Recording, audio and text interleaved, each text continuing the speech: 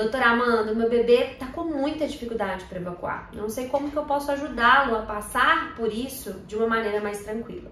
E aí a primeira coisa é, qual é a idade do seu bebê? Também é super importante saber disso, porque dependendo de cada idade, tem diversas considerações que a gente vai fazer em relação ao cocô do seu bebê e como que a gente pode ajudá-lo.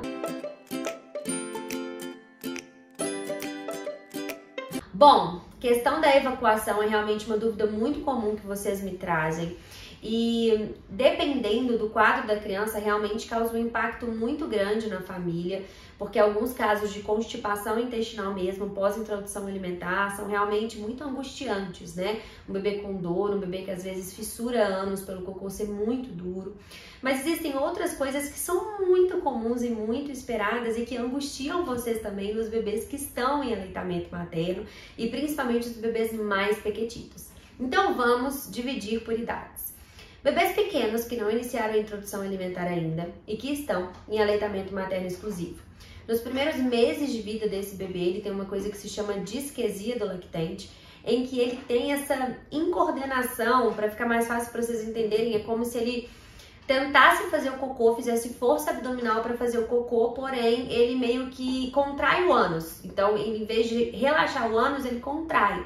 É como se fosse isso, essa incoordenação, essa imaturidade, e o bebê às vezes fica vermelho, roxo, faz maior força para fazer cocô, e esse cocô sai macio. Aí você diz, ai, mas acho que ia sair um cocô duro, saiu um cocô mole. Mas é justamente por causa dessa disquesia. Nesses casos desses bebês que têm essa dificuldade grande em aprender a relaxar o ânus, o que a gente faz muito é banho de balde, ajuda muito a ter esse relaxamento na posição que a criança fica, porque ela fica nessa posição assim, no balde, e aí você consegue, com essa posição, mais o ânus relaxado tanto pela posição, pela água quente ali da região, ajudar ele a evacuar e a soltar flatos. Inclusive, essa posição é uma posição excelente quando o bebê, inclusive pós-introdução alimentar, precisa fazer força para fazer cocô.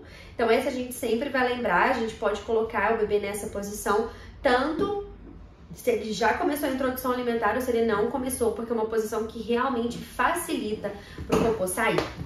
Outra coisa que a gente pode fazer nesses casos dessas crianças que estão em aleitamento materno ou até mesmo fórmula, mas que tem uma disquesia importante, uma dificuldade de soltar gases e pum importante e cocô, nas trocas de fralda você gotejar a aguinha morna ali na região perianal, porque isso vai ajudar esse músculo a relaxar e também vai ajudar, por exemplo, esse cocô a sair.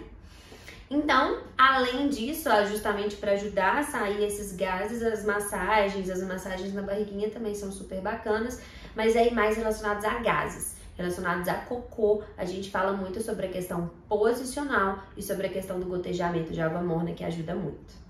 Porém, esse bebê realmente começou a constipar depois da introdução alimentar, e aí que a gente entra nessa fase de adaptação da introdução alimentar, e que essa adaptação ela realmente pode interferir mesmo nessa espessura do cocô, e ele ficar mais seco, mais endurecido e doer mais para fazer.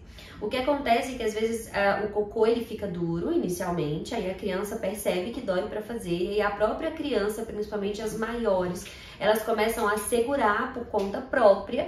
Por quê? Porque não querem sentir dor de novo. E aí a gente entra num ciclo de constipação em que a criança segura o cocô tem que sair uma hora, o cocô sai super duro, a criança sente dor, segura mais, e aí entra num ciclo de constipação intestinal em crianças maiores. Em crianças que acabaram de iniciar a introdução alimentar, geralmente é um processo realmente de amadurecimento ali daquele corpinho para ele entender que a comida agora tá chegando, né? O intestino entender o que tá acontecendo, e muitas vezes esse cocô geralmente vai voltando ao normal. Mas existem algumas coisas também que a gente pode fazer para ajudar essa criança.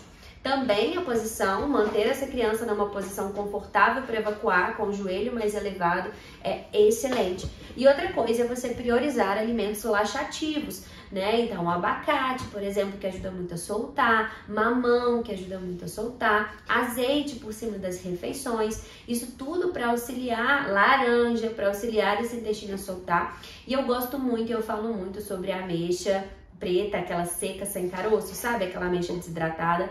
Ela é excelente, vocês podem fazer água de ameixa, mas o que eu gosto mesmo é de fazer uma compota de ameixa.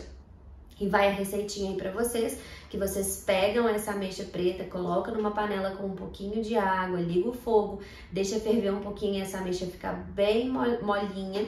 E depois você pode, inclusive, passar no mixer e distribuir em potinhos, alguns congelar, outros deixar na geladeira. E dar uma colherzinha 2 vezes ao dia ou 1 vez ao dia, para esse intestino voltar a fluir bem, para depois você ir retirando essa ameixa.